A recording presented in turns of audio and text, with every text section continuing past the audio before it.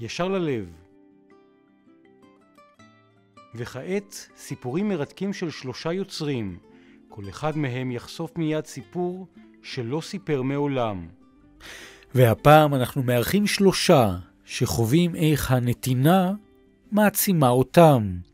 שלום בן משה, ראש עיריית ראש העין, קצין החינוך הצבאי הראשי, קצין המשטרה הצבאי הראשי, שחוזר אל חוויותיו כראש עיר, כולל מפגש כמעט חסר סיכוי עם חסר בית. אהוד רצבי, יושב ראש עמותת אילן, חוזר אל הרגעים הבלתי נשכחים עם אנשי העמותה, עם הסיפורים שהעצימו אותו. דני רוזנר, מנכ"ל עמותת אחריי, חוזר אל הסלפי ליד קבר בן גוריון, שבו רואים שובל ארוך של מתנדבים, וגם אל קריאת הוואו, לזכה מאשתו.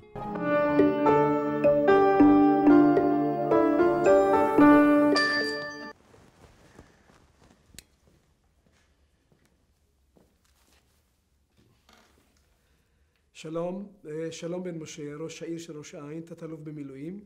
אני רוצה להחזיר את עצמנו במנהלת הזמן לשדה התעופה באנטבה, ליד המטוס הרקולס שמנועיו מונעים ורעש ויריות וכדומה, והנוסעים רצים מהר לתוך השדה, לתוך המטוס, וכולנו ממתינים, ואני אומר לעצמי, נו, אפשר כבר לטוס, המבצע הצליח. כל החטופים כאן נמצאים. אוי ואבוי אם איזה כדור אחד או פצצה תפגע במטוס, המטוס ילך, הכל אבוד. ואני אומר לעצמי, אני עומד פה עכשיו בפתח של המטוס, פתח עצום. זה אשליה שאני יכול להגן על זה. אבל אם זה יהיה שיפגע בי, שלא יפגע במטוס. כי אחרת כל מבצע הולך לאיבוד. תראה, אני אגיד לך, חוויה נעימה. אני החלטתי לפני חודשים אחדים שבימי שישי אני הולך לגני ילדים, אני מביא איתי ספר ומספר להם סיפור. עכשיו אני מספר להם, יש ספר שנקרא הפרפר עם הכנפיים השקופות, ריף הפרפר.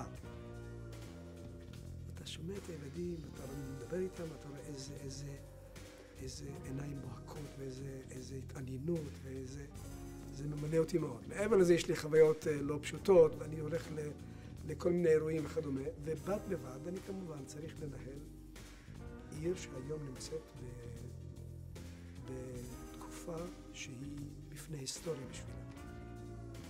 ראש העין מונה 40,000 תושבים, אנחנו הולכים עכשיו לבנות לעוד 60,000 תושבים, 16,000 יחידות דיור, וזוגות צעירים אין להם בתים, ואני צריך להתמודד בעניין הזה. אני צריך לחתום על הסכם, יש מושג שנקרא הסכם גג עם משרדי הממשלה. 3 חודשים, ואני בסך הכל 5 חודשים ברוטו, ראש עיר. הסכם שאני מנהל אותו בצניעות, די בנוקשות, בתוך אמונה שאם אני אוותר עכשיו, אז אני אהיה בברוך רציני. ודרך המשא ומתן הזה, גישרתי על למעלה מ-500 מיליון שקלים, שאם זה לא היה נחתם בהסכם, אז כל הכסף הזה הייתה הרשות צריכה על חשבון התושבים שלה הקיימים לממן. מבנה חינוך ומוסדות ציבור ומגרשי ספורט וכו' וכו'. וזו אחריות עצומה. וצריך לנהל בד בבד גם עיר די גדולה בסך. אז כדי שזה לא יהיה על חשבון התושבים, אתה צריך לדאוג לזוגות צעירים ולגמלאים וכדומה. תפקיד מאוד מורכב ומאוד מעניין. אני מקבל כל יום רביעי תושבים שבאים אליי לשיחה. ונכנס אליי בן אדם חסר בבית. אומר לי, ואני יודע איפה הוא גר. והוציאו נגדו עכשיו צו פינוי, כי הוא בתקן של פולש. ובעוד חודשיים מפנים אותו שם. הוא אומר לי, תשמע, לאן אני אלך? עכשיו, האמת היא שראש עיר יש לו הרבה סמכויות, יש לו גם הרבה יכולות. יש תחום אחד שהוא הוא חסר אונים, אין לו בתים, לא יכול לתת בית. ואני בדילמה, מה להגיד לו? מה להגיד לו, תשמע, זה לא מעניין אותי, אני לא יכול, אין לי וכדומה. ואני מנסה להסביר לו, אני מסתכל בעיניים שלו זגוגיות כאלה, הוא לא בדיוק מאמין. אמרנו שאני לא יכול, זה באמת שאני לא יכול. אני אומר לו עמידה, אני אומר לו, זה אומר שהם הבטיחו לי וכדומה. כשאין לי תשובה מאוד מאוד ברורה, אני צריך לבחור את המינים, ואני לא יכול לתת תשובה עניינית. המצב של חוסר אונים, אני לא יכול להשלים איתו. לכן אני צריך כל הזמן להיות במצב שיש לי גם תשובות לעניין וגם פתרונות. אמרתי לו שהדרך היחידה שאני יכול לעזור לו, לעשות מאמץ, לבקש מעמידר שישים אותו ברשימה, ובינתיים תיאמתי עם משרד השיכון שיתנו לו השתתפות בשכר דירה כדי שהוא יוכל לשכור דירה עד שיהיה מקום. אתה חושב שהוא יצא מרוצה? לא. הוא רוצה עכשיו דירה. הוא אומר לי, לא, אני לא רוצה דירה של חדר אחד, הוא הרי בודד. אני רוצה דירה של 3 חדרים. אז אמרתי לו. תראה, אבי היה ראש המועצה הראשון של ראש העין. והוא בעצם קיבל מעברת עולים, שאין תשתיות, אין כבישים, אין חשמל, אין כלום. עבד מאוד קשה, היה אדם באמת צדיק גדול, ואדם נאמן מאוד ולכן מבחינתי, מבחינת המשפחה שלי הגרעינית, זה כאילו מובן מאליו שאני ממשיך בדרך. הילדים שלי תומכים בצד זה שאני יודע שהם מבינים שאחרי כל כך הרבה שנים שהייתי בצבא, לצערי הרב, שדווקא בשנות ילדותם לא יכולתי להיות איתם, בגלל שהייתי בצבא מגיע מאוחר, הם מבינים עכשיו שאבא צריך לחלק מחדש את הזמן שלו עם האחרים ולא עם המשפחה. אבל הם מקבלים את זה באחדה. זה שפעם אחת לא הספקתי להגיע ללידה של הבן שלי, רק אחרי שהוא נולד, כמה שעות אחרי. הזעיק אותי איתי מח"ט בחרמון. ופעם שנייה שבשנים שהם היו בשנות גדילתם, שלא היה לי מספיק זמן להיות איתם, לקרוא להם ספר, לקרוא להם סיפור וכדומה, כי הייתי מגיע עייף, הולך לישון, משחק איתם קצת, בבוקר עוד בטרם שהם קמים אני כבר נוסע. וזה היה בשנים מאוד מאוד...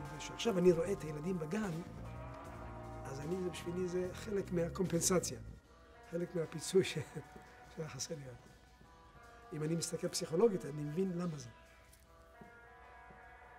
מיד הסיפור שלא גילה מעולם. הכי פרוע?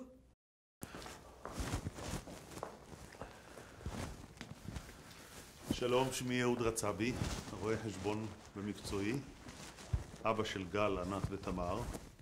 בתפקידי הציבורי אני מכהן כיושב ראש אילן, איגוד ישראלי לילדים נפגעים. הייתי רוצה לשתף אתכם ברגעים שחיזקו אותי במגעי עם ילדים ועם הורים ומתנדבים נפלאים.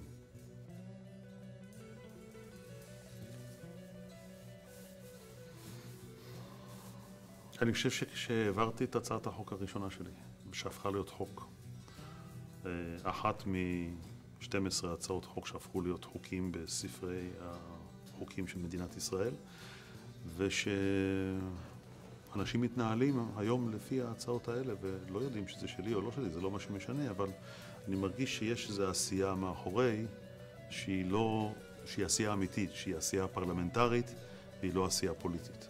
נכון שאתה צריך להיות פוליטיקאי לעתים כדי לדעת לעשות, כדי לדעת להביא, כדי לקבל את התמיכה של כמה שיותר חברי כנסת של הבית בכלל. צריך לדעת לעשות את זה. אבל ההרגשה הזאת שאני הולך עם דבר שאני מאמין בו ומצליח לשכנע אנשים למרות ההתנגדויות שלא בהכרח באות על רקע ענייני, אלא על רקע פוליטי יותר, אם אתה מהקואליציה או מהאופוזיציה, אם אתה נגד חרדים או בעד חרדים וכו' וכו', אז ההתנגדות היא לא התנגדות עניינית לעצם מהות החוק או לעצם העשייה, אלא לפוליטיקה. אילן זה סיפור שיהיה לי, אני עושה את זה כבר 8 שנים בהתנדבות. דרך אגב, אני הגעתי לאילן, אני זוכר, אני יצאתי מהכנסת, עוד לא מצאתי מה אני הולך לעשות עם עצמי, ופנה אליי חבר טוב שלי, היום הוא השופט יורם דנציגר, אז היה עורך דין מן השורה, אמר לי, אודי, אתה הולך להיות יושב ראש אילן. ואני אומר לו, יורם, עשה טובה, אין לי בעיה להתנדב, אבל תן לי קודם כל לראות ממה אני מתפרנס, ואז נמצא את הזמן גם להתנדב. הוא אומר, לא, אתה תגיד לי תודה. ואכן 8 שנים אחרי אני ממשיך להגיד לו תודה רבה. כי המפגש הזה עם בעלי מוגבלויות, קוראים לזה משום מה, לבעלי מוגבלויות פיזיות, הוא מפגש מפגש מטלטל נקרא לזה, כי אתה פתאום מבין את המוגבלות אנחנו, ה-so called בריאים, שמים. יש לקויות, אני רוצה רגע להבדיל בין מוגבלות ובין לקות. יש אדם שהוא לוקה, הוא לא יכול להזיז יד, או הולך עם קביים, אינני יודע מה. אבל את המוגבלויות אנחנו שמים. את המצב שבו על מדרכה שמים באמצע עמוד חשמל, אנחנו שמים את המוגבלות, כי אז הנכה על הכיסא גלגלים לא יודע לעבור ולא יכול לעבור. בגלל הלקות שלו. אני זוכר את עצמי, באילן, בין היתר, יש גם פעילויות של ספורט תחרותי, בנוסף לספורט השיקומי. חלק מהספורטאים רוכבים על אופניים יד.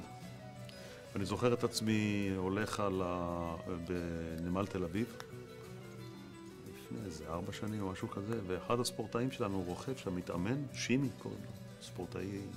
הוא רואה אותי מרחוק וצועק לי, אהוד. ואני מתרגש, מה? הוא מזהה אותי? הוא יודע מי אני? הוא יודע שאני באילן? זאת אומרת, שבכל זאת אני כנראה איזשהו משהו חשוב בתוך הארגון הזה, שכנראה מכירים אותו, למרות שאני יושב ראש והכל.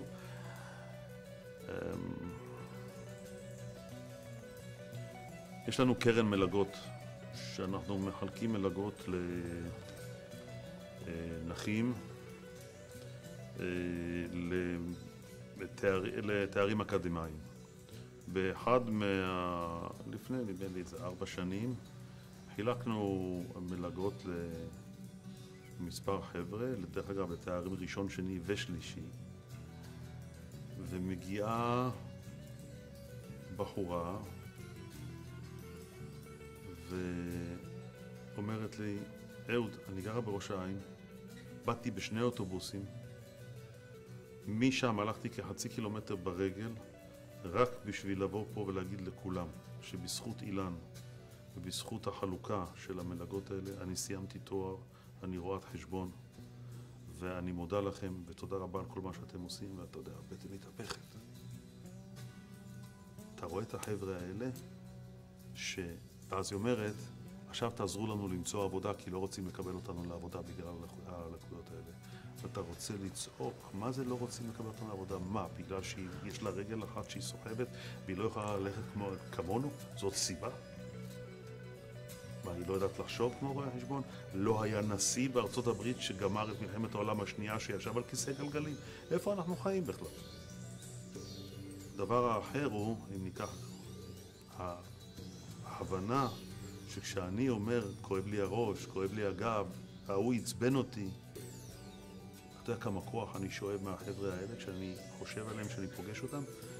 מי נותן לי בכלל זכות להתלונן כשאני רואה אדם שיושב על כיסא גלגלים, שנלחם כמו פייטר, שמביא מדליות מאולימפיאדות, שמוצא את האפשרות לבוא ולצאת וללמוד ולעשות ולהוכיח שהוא יכול, והכל מעל כיסא גלגלים או עם קביים או עם לקויות אחרות מפרדותה החדשה.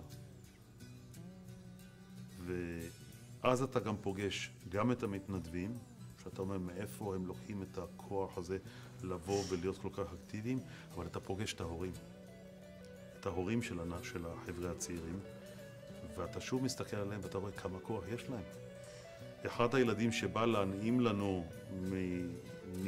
מנגינתו על אורגן, למשל, הוא ילד שנולד עם אוטיזם קל ועם שיתוק מוחין שבחצי גוף הוא משותק, ובגיל 11 גילו לו גידול בראש. הוא עבר ניתוח. את הגידול הוציאו, אבל הפכו אותו להיות עיוור בשתי עיניים. אז יש את כל המכות שבעולם, גם אוטיזם, גם שיתוק מוחין וגם עיוורון. אתה פוגש ילד שמגיע לאורגן, שמח וטוב לב. אתה פוגש את ההורים, שזה הורים נפלאים, ואתה פוגש את האחים של הילד הזה, וזו משפחה הכי מחבקת שבעולם. וכמות הכוח שאתה שואב מהמפגש הזה, היא יותר מכל דבר אחר, זה להמשיך ולדחוף. לא, עזוב אותה להתנדב, אני מדבר מהפינה הכי אגואיסטית שבעולם. לבוא, לשבת שם, לראות את החבר'ה האלה, ואתה אומר, וואל, הרווחתי. זה הרווח הכי גדול. ואת זה, שום עמותה אחרת, לא של ידידי הקונסרבטוריום ולא של ידידי האופרה וכל המצטלמים למיניהם, לא תיתן. את החוויה הזאת, שום דבר אחר לא יכול לתת. המפגש עם אנשים, ואני אוהב אנשים, כי אנשים מסקרנים, אנשים, כל אחד עם האופי שלו, ואתה לוקח אותם ואתה רואה איך הם מורכבים, זה דבר פנטסטי. מיד, הסיפור שלא גילה מעולם. כשאבא שלי נפטר, אמא שלי נתנה לי 3 ספרונים, שלא ידעתי על קיומה, ואמרה לי, זה יומנים שאבא שלך כתב.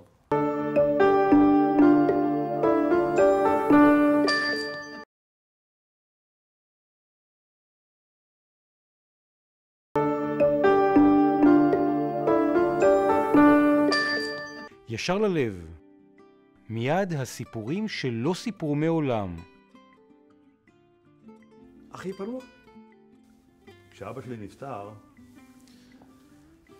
אמא שלי נתנה לי 3 ספרונים, שלא ידעתי על קיומה, ואמרה לי, זה יומנים שאבא שלך כתב. עכשיו, דני רוזנר, מנכ"ל עמותת אחריי, חוזר אל הסלפי, ליד קבר בן גוריון, שבה רואים מאות של מטיילים, מתנדבים, וגם אל קריאת הוואו, לזכה אחר כך.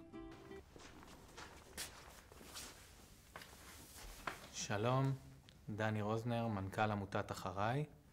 ואני רוצה לספר לכם על תמונה שצילמתי תוך כדי מסע של אחריי לקבר בן גוריון בשדה בוקר. תמונה שאפילו גרמה לאשתי להגיד, וואו, מרגש. בלי שום ספק, הלידה של הבת שלי הראשונה. זה היה הרגע עם החוויה הרגשית הכי עוצמתית. זה לא שנייה אחרי שנייה, זה שעה אחרי שעה, כי בילינו כמעט 40 שעות בבית החולים. בשלב מסוים שכחו אותנו והעלו אותנו למעלה למחלקה וחיכינו. זה כמו במסע, ככל שאתה הולך יותר ואתה מטפס הר גבוה יותר, ככה בסוף הסיום הוא עוצמתי יותר, אז ככה גם היה רגע הלידה. אני שואל את המיילדת שרק היא כרגע רואה את הראש של התינוקת, בקטע הכי מצחיק, היא ג'ינג'ית? והיא אומרת לי, כן, היא ג'ינג'ית. והילדה יצאה ג'ינג'ית, מדהימה, היום היא בת 7. זה החוויה, אחר כך היו עוד 2 כאלה, וזה באמת כל רגע לידה הוא רגע מדהים. עובר לי בלב, היה פה שכן בתמונה, אין ג'ינג'ים במשפחה, אבל יש סבא שהיה, אני מכיר אותו בתור אבא שלי תמיד עם שיער לבן, אבל מסתבר שבילדותו הוא היה ג'ינג'י, סוג של ג'ינג'י, וככה יצא. אבל ילדה מדהימה, אישה מדהימה, היה כיף מאוד. כשחזרתי מהטיול בדרום אמריקה, הבנתי שהדת היא צורך של אדם, צורך של קהילה. בסוף הדתות נוצרות בצורה מאוד מאוד דומה, בכל מקום על גבי הגלובוס. הכיפה שלי פוגשת אותי כשאני הולך בערב שבת לבית הכנסת. לא מגדיר את עצמי היום אדם מאמין, אבל אני כן מגדיר את עצמי אדם שקרוב למסורת, בעיקר בהיבטים התרבותיים, המסורתיים, המשפחתיים. מה שאחריי עושה הוא מטורף. אני יכול לתת כמה רגעים קטנים דווקא של התרגשות, כי יש באחריי עוצמות מאוד מאוד גדולות באירועים הגדולים, שזה אירועים של 3,000 ו-5,000 בני נוער. בפסיפס ישראלי שאי אפשר להאמין, שאתה הולך יחד בדואים ודרוזים וישראלים יוצאי אתיופיה ועולים מחבר העמים וישראלים ותיקים. אז אני אגיד דווקא את הרגעים הקטנים. בשנה שעברה באירוע המסכם ביקשנו מחניכים לפני זה לשלוח תמונות של הפעילות שלהם לאורך השנה, והקרינו להם בערב איזשהו סרט סיכום. זה בעצם קבוצות ובני נוער מכל הארץ ששלחו את מה הם עשו השנה. ואמרתי לעצמי, בוא'נה, אני מנכ"ל העמותה הזאת, איפה הייתי כל השנה? מתי כל הדבר הזה קרה? פשוט אירועים בלי סוף, עשייה בלי סוף, התנדבות בלי סוף, תרומה לקהילה בלי סוף, וזה היה מאוד מאוד מרגש. השנה הלכנו מסע לקבר בן גוריון, ואני הולך ראשון, ולקחתי את הטלפון שלי רמתי גבוה וצילמתי אחורה, תוך כדי הליכה, ואני מסתכל ואני רואה טור פשוט של באמת לא נגמר של כל הצבעים והמינים, הולכים עם אלונקות לקבר בן גוריון. שלחתי את זה לאשתי, שהיא מכירה את אחריי, אנחנו 14 שנה ביחד, והיא מכירה את אחריי מהימים שהיא הייתה מאוד מאוד קטנה, והיא החזירה לי מין משהו של וואו, מה זה הדבר המטורף הזה. זה באמת עמותה שמאוד מאוד מאוד, זה נותן המון כוח לעמוד בראשה. ספר לי משהו אחד עליך שאף אחד לא יודע. משהו אחד עליי שאף אחד לא יודע. לא יודעים. חגורה חומה בקרב מגע ישראלי. התאמנתי הרבה מאוד שנים. לא יודע מה החגורה שלך, אז לא יודע מה... בעיקר תלוי בנחישות ובעד כמה תעצבן, אבל זה לא המטרה. משהו הכי פרוע שעשית בחיים. הכי פרוע? אחרי שהתחתנתי אחרי שהייתי מג"ד בגולני. אמרתי לעצמי, אני עכשיו, הייתי כל הזמן קצות שיער, כמו שאתה מבין, יש משמעת, חוץ מיום הכיפורים. אני מגדל שיער עכשיו, גידלתי שיער, רמת שיער, אני מגדל שפם, אני מגדל זקן, כדי לראות איך אני נראה עם זה. עכשיו, אני לא שעיר, היה לי זקן של צ'ו אין לי כזה. ונסעתי לארצות הברית, לטיול עם רעייתי. נסענו במשך חודשיים, טיילנו בכל ארצות הברית. בפיקניקים, והלכנו טרקים וכדומה, ורעייתי שתחיה הייתה אז בחודש החמישי. כשחזרנו היא הייתה כבר בחודש השביעי. היינו בדיסנילנד, היינו בכל המקומות היפים, וביערות, יוסמיטי פארק, בכל המקומות. ספר לי משהו שמתי מעט יודעים. כשאבא שלי נפטר, אמא שלי נתנה לי 3 ספרונים שלא ידעתי על קיומם, ואמרה לי, זה יומנים שאבא שלך כתב, שמור אותם. פתחתי את היומנים האלה, וזה היה עולם ומלואו. אבא שלי התחיל לכתוב אותם בשנת 40, הוא עוד לא היה בן 17, גמר לכתוב אותם ב-47. אתה יודע, זה בשבילי היה, כשקראתי אותם, כשכתבתי את פתח הדבר, את אחרית הדבר, את תולדות המשפחה, וחשבתי על מי הוא אבא שלי, אז למדתי גם קודם כל מי הוא האדם, זאת אומרת, מי זה הנער אבשלום רצאבי, אז גם למדתי מי זה אבשלום רצאבי, אבא של אהוד רצאבי, וגם הצלחתי באיזשהו מקום אולי גם להבין מה אני עושה, או למה אני עושה, או למי אני במודע או לא במודע מנסה להידמות. כשאני מסתכל על האחים שלי, אותו דבר, מה הנחלנו לעצמנו מתוך המהות הזאת שנקראת אבשלום רצאבי. והיומנים האלה מדברים על תקופה, בואו לא נשכח, תקופה של המנדט בארץ, והוא כנער בן 17 כותב על הדברים האלה. אז הוא נותן ביטוי לתקופת המנדט, על המחתרות, על תנועות הנוער, שהוא הלך מתנועה לתנועה, והילד בן פחות מ-17 כותב שהוא עובר מתנועה לתנועה והוא לא מצא מנוח, מכיוון שהוא אומר, ארץ ישראל זה ארץ ישראל שלנו, ואני רוצה את ארץ ישראל המובטחת שאלוהים הבטיח לנו, אבל אנחנו מוקפים בערבים, בשכנים, ואנחנו צריכים לחיות איתם. אז עם כל הכבוד שזה ארץ ישראל השלמה, עדיין צריך להמשיך ולחיות איתם, אז צריך למצוא את הפתרון לזה. זאת אומרת, אני בגיל 17 לא העסקתי את עצמי עם הדברים האלה בוודאות. אני רצתי אחרי חצאיות ושמאלות, וזה מה שהעסיק אותו, אולי גם בגלל התקופה. ושוב, ההיבט האחר, זה גם הנושא של הדת. הסבא שלי דתי, אבא שלי כותב שם שהוא למד בבית הספר הדתי כבית ספר יסודי, והוא כותב שם שהמורים הכריחו אותם ללמוד, הרביצו להם, כי הם לא למדו את התפילה הזאת, ואומר, איך הם רוצים ללמד אותי לאהוב את הדת שמרביצים לי? ואז אבא שלו תפס אותו יום אחד בשבת נוסע באוטובוס, ויש את הדילמה השלמה של מצד אחד כבוד אב, ומצד שני הוא רוצה להרגיש עצמאי ולעשות את מה שהוא רוצה, והמסקנה שהוא מסיק היא, אז אני צריך ללמוד ואני צריך להיות עצמאי כדי שאני אוכל לעשות מה שאני רוצה ולא להיות תלוי באף אחד.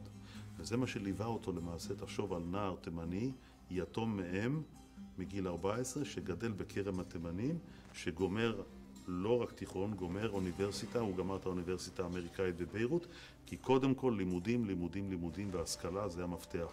וזה משהו שהגיע לנו את השכל כילדים קטנים, ללמוד, ללמוד, ללמוד, ולא יעזור לכם שום דבר. אתם תצאו מפה עם תארים, כי זה המפתח להצלחה. זה מה שדחף אותו. ויש עוד דילמות אחרות של נער מתבגר והמון דברים מעניינים.